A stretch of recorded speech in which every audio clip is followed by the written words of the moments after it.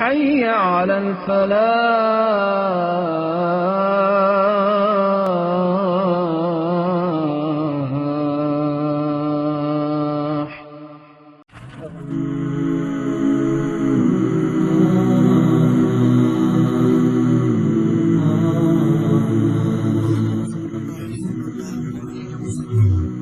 کبھی سوچا ہے کہ جب سب کچھ ختم ہوگا، جب یہ دنیا اپنے انجام کو پہنچے گی تو منظر کیسا ہوگا؟ آج ہم قرآن پاک کی ایک بہت ہی پر اثر سورت سورہ الانفطار پر بات کریں گے۔ یہ سورت اس دن کی ایسی تصویر کھینچتی ہے نا کہ روح کانپ جاتی ہے۔ ذرا تصور کیجئے، یہ جو آسمان ہے جسے ہم ہمیشہ سے ایک مضبوط چھت کی طرح دیکھتے آئے ہیں، اچانک سے وہ پھٹ جاتا ہے، اور یہاں سے شروع ہوتا ہے وہ منظر جہاں کائنات کا ہر قانون، ہر اصول ٹوٹ جاتا ہے۔ اور ستاروں کا کیا ہوگا؟ وہی ستارے جو ہماری راتوں کو روشن کرتے ہیں، وہ سب بکھر جائیں گے، بالکل ایسے جیسے موتیوں کی مالا ٹوٹ کر بکھر جاتی ہے۔ کائنات کا اتنا خوبصورت، اتنا پرفیکٹ نظام جس پر ہم سب انحصار کرتے ہیں، وہ پوری طرح سے تباہ ہو جائے گا۔ لیکن یہ تباہی صرف آسمانوں تک نہیں رکے گی، نہیں، زمین پر بھی سمندر اپنی حدیں توڑ کر ابل پڑیں گے، ہر چیز کو اپنے اندر سنبھالیں گے۔ فطرت کا جو پورا توازن ہے نا، وہ ہمیشہ کے لیے ختم ہو جائے گا۔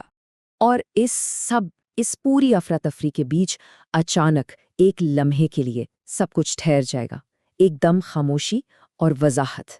یہ وہ لمحہ ہوگا جب ہر انسان کے سامنے اس کی زندگی کی کتاب کھل جائے گی، ہر نیکی، ہر گناہ، ہر وہ راز جو چھپا کے رکھا تھا، سب کچھ سامنے آ جائے گا، کچھ بھی چھپا نہیں رہے گا۔ تو یہ جو اتنی طاقتور شروعات ہے نا، یہ صرف ایک وارننگ نہیں ہے، یہ اصل میں ان سب کے لیے ایک یاد دہانی ہے جو اپنی دنیا کی طاقت پر، اپنے سٹیٹس پر بہت ناز کرتے ہیں، کہ اس دن کی پکڑ سے کوئی نہیں بچ سکتا۔ لیکن اس سے بھی بڑھ کر یہ ہم سب کو سوچنے پر مجبور کرتی ہے۔ اس زبردست تباہی کے منظر کے فوراً بعد سورت کا فوکس ایک دم سے بدلتا ہے، اور اب ایک بہت ہی ذاتی سوال پوچھا جاتا ہے، ایسا سوال جو سیدھا پوری انسانیت سے ہے۔ اے انسان، تجھے اپنے مہربان رب کے بارے میں کس چیز نے دھوکے میں ڈال دیا ہے؟ یہ ہے اس سورت کا مرکزی سوال، اور یہ وہ سوال ہے جو ہم سب کو جھنجھوڑ کر رکھ دیتا ہے کہ ہم اتنے غافل کیوں ہیں؟ آخر ایسی کیا چیز ہے جو ہمیں اپنے پیدا کرنے والے سے اتنا دور کر دیتی ہے؟ اور اس سوال کی جو بنیاد ہے نا، وہ خود انسان کی تخلیق میں ہے۔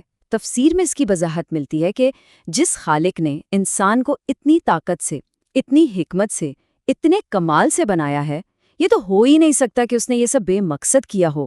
ہمارا وجود، ہمارا ہونا ہی اس بات کا ثبوت ہے کہ ہم جواب دہ ہیں۔ ذرا تخلیق کے ان مراحل کو دیکھیں۔ پہلے ایک خاکہ، ایک نقشہ بنایا، پھر اس کو ایک مکمل، ایک بہترین شکل دی، اور آخر میں اسے بالکل صحیح تناسب دیا۔ یہ اتنی احتیاط سے کی گئی تخلیق یہی تو بتاتی ہے کہ انسان کا وجود کوئی اتفاق نہیں ہے، بلکہ ایک بہت بڑے مقصد کا حصہ ہے۔ اچھا، لیکن اگر کوئی یہ سوچے کہ میں تو بچ جاؤں گا، میرے اعمال تو کوئی دیکھ ہی نہیں رہا، تو سورت اس غلط فہمی کو بھی بالکل صاف کر دیتی ہے۔ اور کیسے؟ ان اندیکھے نگرانوں کے ذریعے۔ دیکھیں، ہر انسان کے ساتھ نگران مقرر ہیں، انہیں کہتے ہیں کرامن کاتبین، یعنی عزت والے لکھنے والے۔ یہ وہ فرشتے ہیں جو ہمارا ہر لفظ، ہر عمل، پوری ذمہ داری اور بالکل غیر جانبداری کے ساتھ نوٹ کرتے رہتے ہیں، تاکہ یہ یقینی بنایا جا سکے کہ کچھ بھی بھلایا یا نظر انداز نہ کیا جائے۔ اب ذرا ان نگرانوں کی خوبیوں پر غور کریں۔ یہ ہر ایک شخص کے لیے ہیں، یہ بہت عزت دار ہیں اور اپنے کام میں ماہر ہیں۔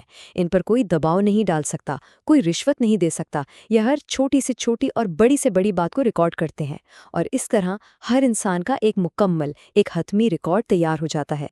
اور اب سورت ہمیں اس سفر کے آخری انجام کی طرف لے جاتی ہے، قیامت کا دن۔ وہ دن جب سارا اختیار، ساری طاقت صرف اور صرف ایک ہی ذات کے پاس ہوگی۔ اس دن انسانیت دو الگ الگ راستوں پر چلے گی، بالکل صاف۔ ایک طرف ہوں گے نیک لوگ جو نعمتوں والی جنت میں ہمیشہ کے لیے چلے جائیں گے، اور دوسری طرف بدکار لوگ جو جہنم کی آگ میں داخل ہوں گے۔ یہاں آ کر الہی انصاف کا تصور بالکل واضح ہو جاتا ہے، اور پھر ایک ایسا سوال آتا ہے جو دل میں ہیبت طاری کر دیتا ہے، اور تمہیں کیا معلوم کہ جزا کا دن کیا ہے؟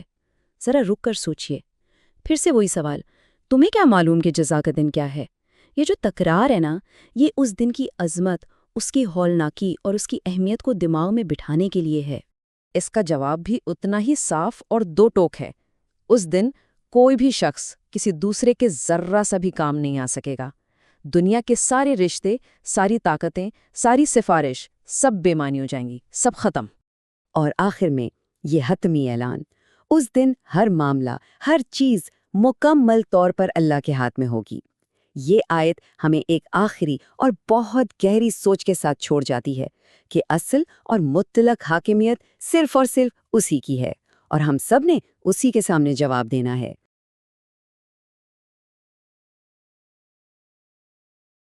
امام مالک رحمہ اللہ تعالی کا قول ہے، دنیا میں کوئی ایسا شخص نہیں ہے کہ جس سے اختلاف نہ ہو سکے سوائے آپ صلی اللہ علیہ وآلہ وسلم کے۔